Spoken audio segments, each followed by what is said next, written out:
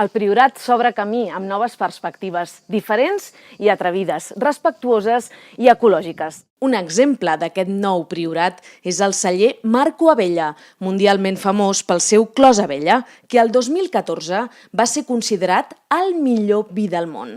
Amb aquest titular, no sentiu curiositat per veure si la visita està a l'alçada?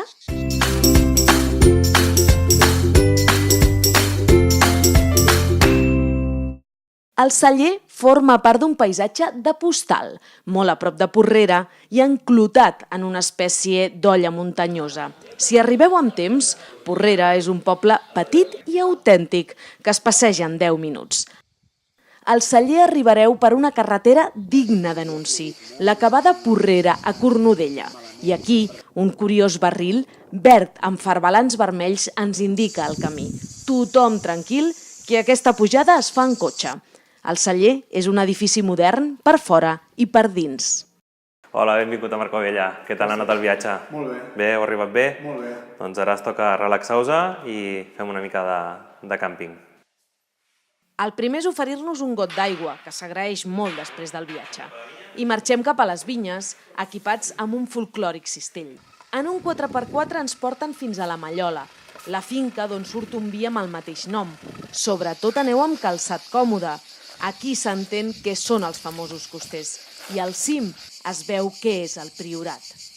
I jo sempre explico que per mi és com una olla a pressió que està rodejada de la muntanya del Montsant, plena de muntanyes on s'hi veu una part de bosc, una part de vinya, algunes amb coster, algunes sense, i tan sols venint aquí ja no fa falta que et passegis per tot el Priorat, ja et queda clar que tot serà com aquesta imatge que tenim aquí davant, no? Trepitjar el Priorat no és fàcil, tampoc ho és per les vinyes. Fixeu-vos en aquests 3 ceps. Es van plantar amb només un minut de diferència, però només el del mig és gruixut. És perquè ha sabut trobar una veta per trencar la licorella, perquè el Priorat és això. Aquí, cada vinya està penjada en un coster. Les arrels han de lluitar per trobar aigua, i això té premi. Al cim de la Mallola ens espera un sofà de palets col·locat estratègicament. Saben que el passeig obre la gana i, sobretot, la set. L'aperitiu està dissenyat per gaudir dels vins.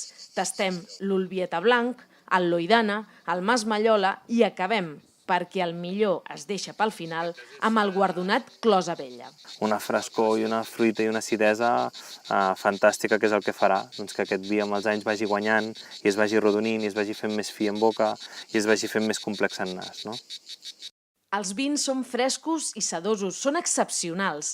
El paisatge també ho és.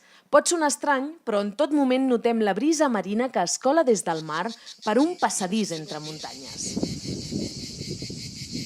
De tornada, fem una breu visita al ventre del celler, més profund del que semblava per fora. I a la sala de botes veiem que fan moltes divisions amb el seu vi.